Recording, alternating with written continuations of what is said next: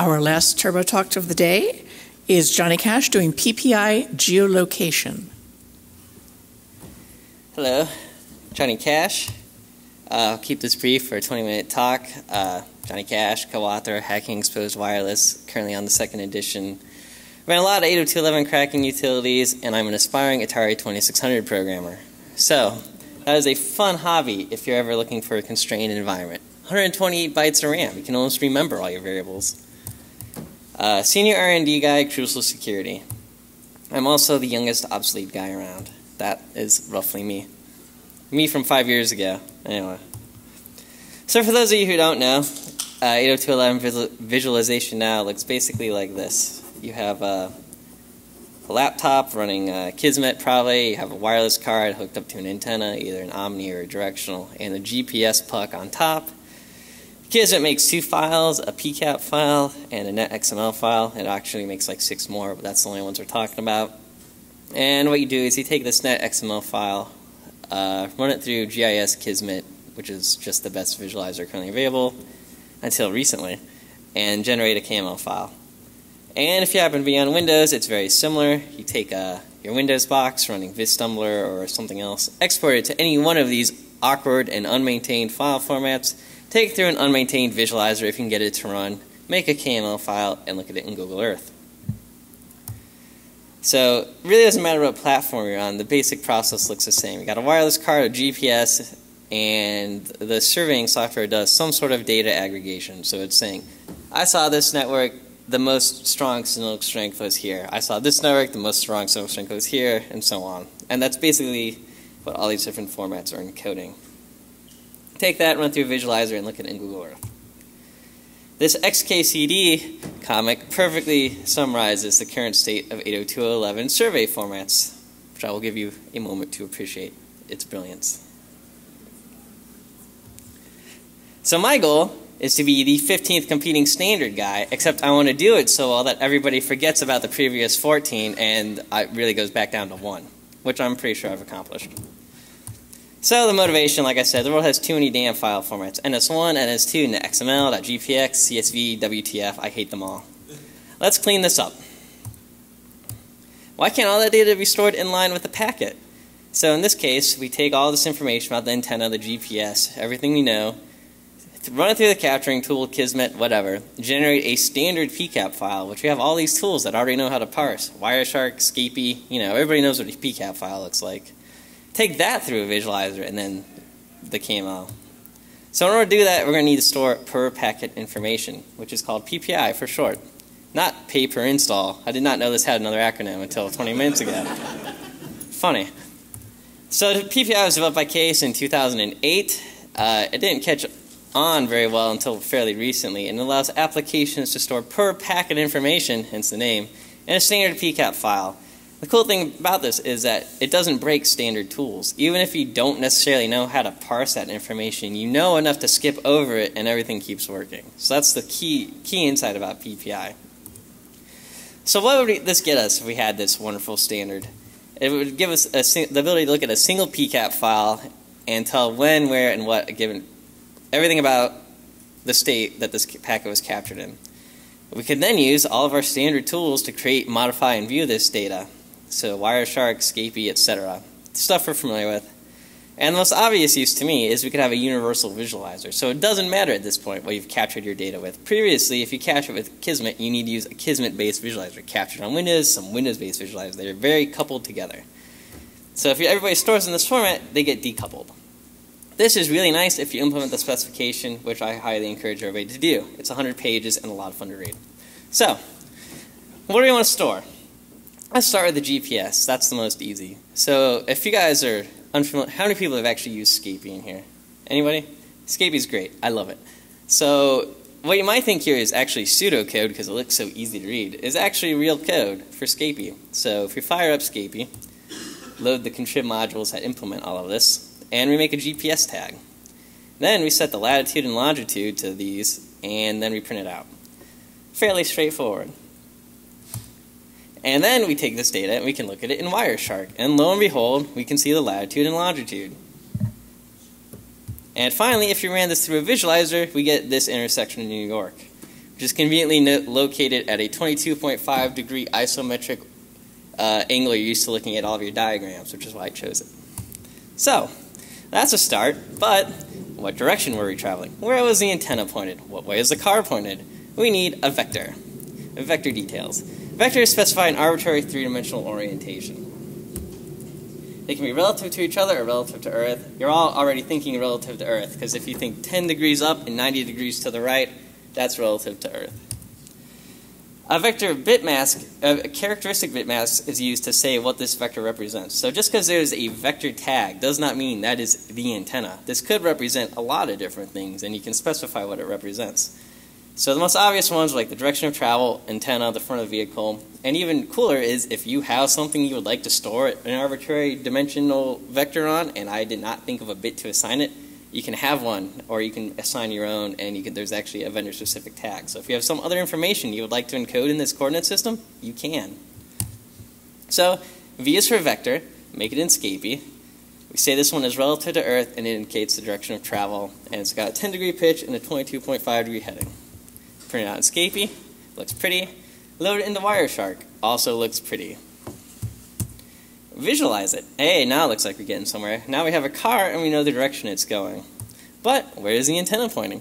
We need another vector. Easy to do. Make another vector into Scapy, print it out. This one is 90 degrees relative to the previous one. So if you have if you're an application developer, you actually don't want to keep doing the math. Like I'm going 10 degrees, so this is 100. I'm going 20, so this is 110. You don't have to do that from an application perspective. You can say this is relative to the thing I just showed you. So visualize that one. Now we know which way the car is going and the direction the antenna is pointing. Looks like we're getting somewhere. Okay, that was cool, but what good is knowing the orientation if we don't know what kind of antenna is attached? This is really important if you actually want to visualize this or do some sort of analysis. If I have an omnidirectional on top of my car, it doesn't really matter. I mean, it matters that it's pointed up, but like these vectors don't mean much if you don't know anything about the horizontal beam width.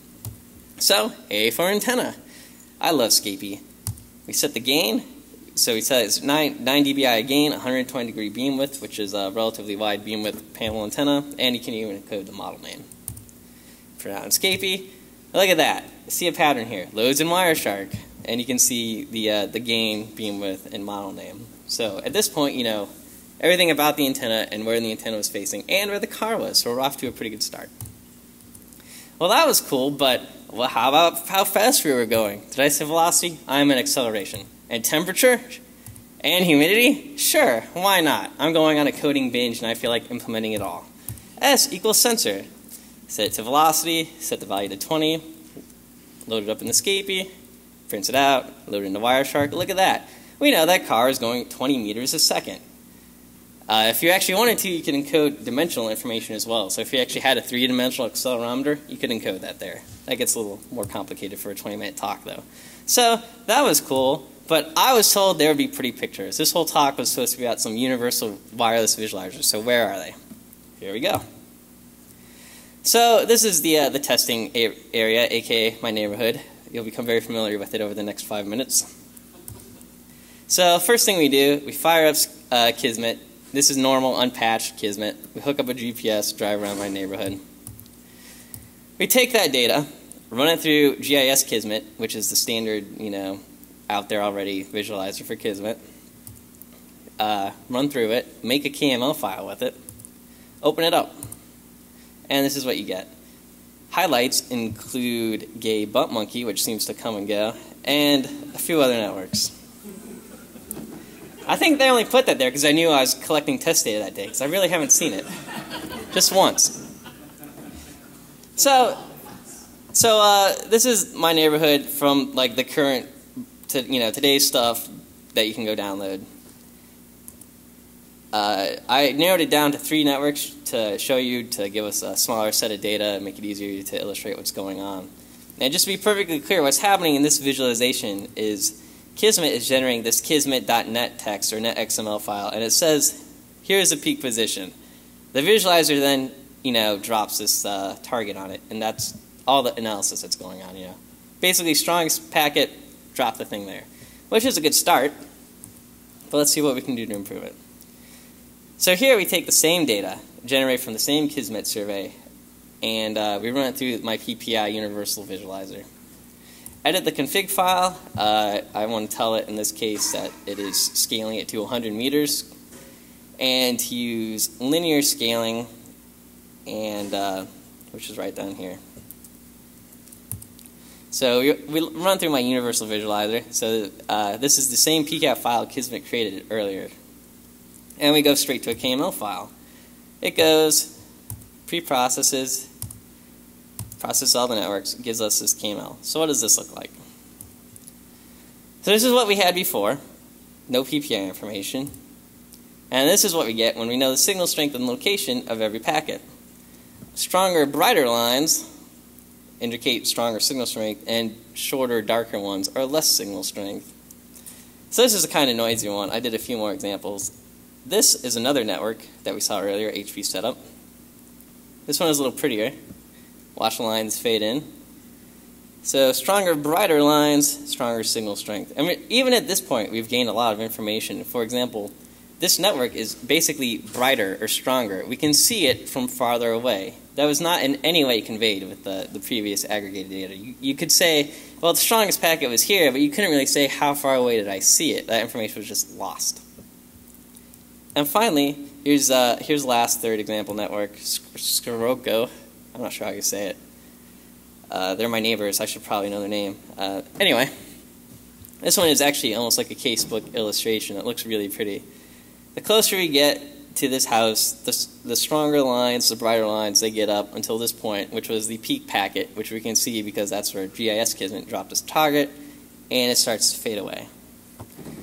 So, I mean, that's a pretty good start, right? We haven't added any more complexity, and we're getting this out of, the tools that are currently available. But I've been working on this for well over a year, sadly, and all you have are some bar graphs and Google Earth. Oh, no. Say hello to my little friend, Wi-Fi cannon. +5 charisma, +8 gain, 30-degree horizontal beam width. Certainly adds a level of badassitude to the whole thing. Combine that with my cherished 2008 Cobalt SS with a 260 horsepower supercharged Ecotech engine, a ridiculous wing for +5 horsepower, and an optional sunroof, which will be key, we'll see in a moment. Add that to a directed perception servo, which has 360-degree pan, plus or minus 30 degrees of tilt, and is 100% software controlled. Stick that on top, drop in Wi-Fi cannon, as mentioned, a DBI antenna with 30-degree beam width, and the completely useless lights. And we have Servobot, time to roll out. So this is me in my neighborhood, trying definitely not to attract the local PD's attention. And the servo spins around, as you can see in this awesome time-lapse picture, and as it spins, it knows its relative rotation, and it's writing out the PCAP in that file format I just gave you and spent 18 months developing. So, I took Servobot out, scanned in these 4 positions, and then after that, I did that, I was like, I should get some more distance on this, so you do 5, 6, and 7. So each one of these represents where I parked my car, poked that thing out, stood there for like 60 seconds, and was hoping nobody paid too much attention. So I did that 7 times. So here's what we get from that. So here's the first network we saw earlier, offline. GIS's Kismet's guesstimate as to where it was. And then I parked my car here. Servobot starts scanning. And it's the same color scheme as before, so darker, shorter, not good, brighter, longer, better. And it starts to rotate, and we get this data. So it seems like it's generally pointing in this direction. And we didn't get a whole lot of packets, but it's pointing this way. At this point, you can immediately rule out this house, and this house, because it would be pointing right at them if it was either of those. Go to another location. Servobot starts up. And you can see this gap here is pretty interesting. It's definitely not that house, and it's also sort of pointing out across the water, so there's nothing to see. Servobot keeps spinning, and at the end of the day, you get a picture that looks like this. So it's sort of pointing this way, but it's not the easiest to read. Servobot comes over here, starts spinning. This is pretty interesting. It's pointing this way and finishes out. So you have to sit here and squint, and I don't have the time because it's a really short talk. But if you sort of like to say, well, it's definitely not this one because it would be here, and it would probably have more signal strength on this one, and it's definitely not this one because this one would be pointing way over there. I guesstimate it, and I put it in this house after having stared at it for a while. It's intuition. That was not mathematically derived. There's no solver in here. It didn't do any trigonometry. It's just looking at those lines. So I go across the lake to get a scan, and we get these two packets. And this is pretty interesting because this is what wireless engineers call multipath, which is the word anybody in wireless uses to cover their ass when they don't know how to explain anything. It's just multipath. That's how MIMO works. That's how you get great cell phone coverage in cities with this whatever. It's the great CYA. Nobody knows. Nobody can explain it. Here, I can illustrate it. This is a rare event. You won't see this from many other wireless guys. Multipath. You can see it. So, to put this in perspective, these two packets, there's two of them right here, bounced off this guy's house. I can tell you exactly which two packets. Which two packets? Open up the PCAT file, filter on the network, and then filter on the position, and we are left with two packets. Look at that. Those two packets bounced off his house. Yeah, it's awesome. You should be applauding. That's packet 1. That's packet 2. How cool is that?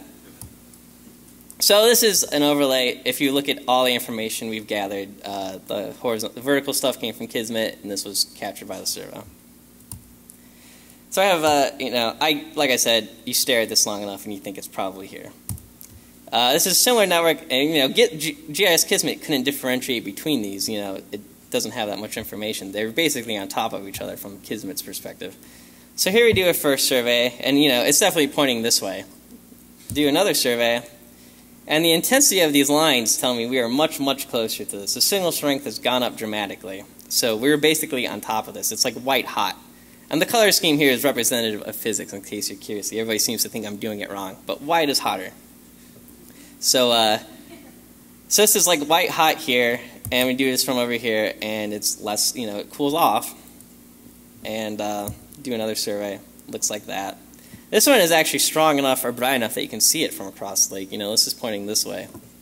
This one is actually pretty easy to read. I'm pretty confident saying that one lives there. And then finally, here's a third example real fast. Did a quick survey with the servo. 1, 2, 3. So at this point, you're getting the impression it's down this street somewhere. And then we do one from here. And there's not enough angle resolution to say if it's this one, or this one yet. And these last ones I did to fill it out. So the farther you get away, less packets, less color. 5, scan 6, scan 7. So this is interesting because you can actually see this one from way over here. Finally, I got so frustrated looking at that, I did one more scan from right outside their house to figure out which one it was. And I think it's here. So that's where I put it. So I'm going to jump out of PowerPoint and give you guys an awesome live demo of my command line visualizer. So I'm on my Linux VM right here. This is the INI file you can configure. I set the distance scaling to exponential.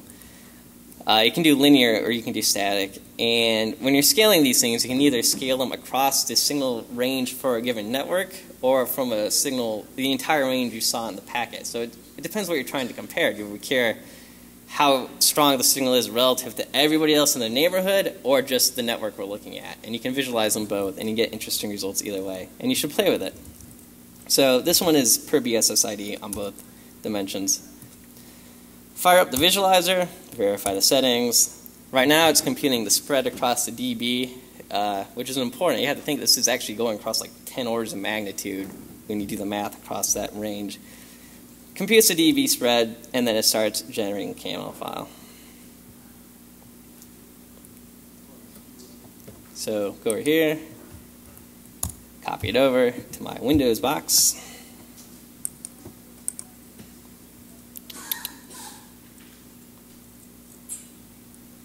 VMware does not feel particularly speedy today. And we get this new file on my desktop.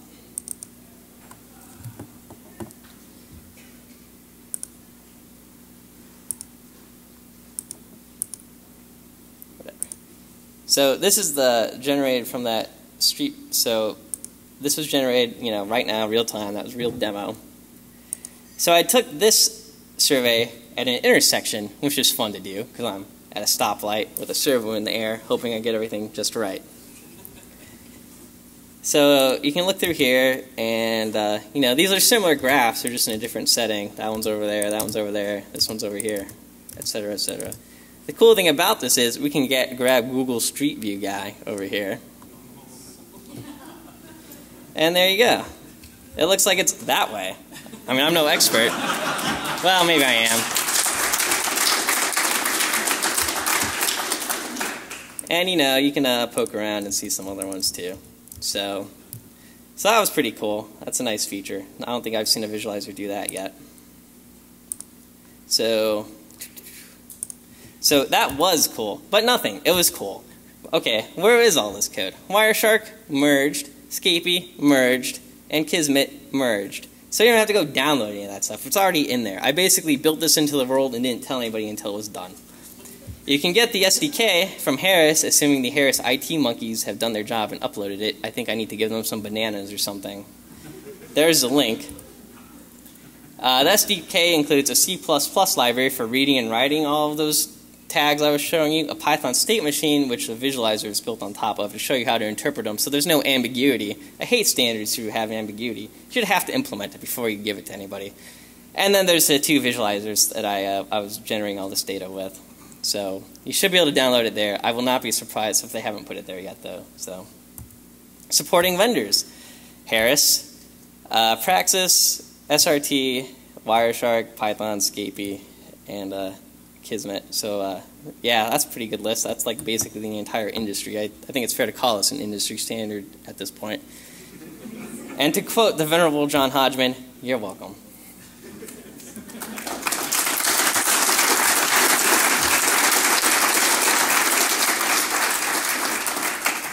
So if I have any time left, feel free to ask me questions. Thanks to Charlie, Jody, Tyler, etc., etc. Nick, kind of a big deal, Petrillo, who I don't think showed up. Thanks, Nick. And everybody else. So if there's any questions, I don't think I could be bumping anybody's time. So feel free.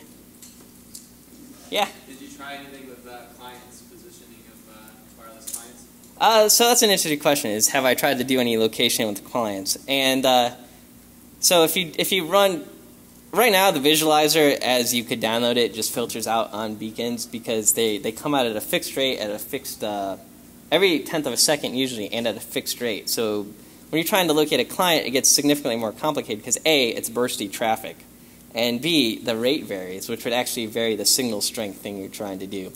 So you could definitely tag client-based packets with this, like that's already being done by Kismet when you write out the data, but in terms of visualizing it, you would need to try to, you know, it's much less easy to read. You need to do something to work around that. So, but you could definitely tag any packet with it, so it's already sort of built in. It just doesn't look as pretty. Anybody else? Okay, well, thanks for coming. That is 18 months of my life and 40 hours worth of work on my slides for a 20-minute talk. So there you go.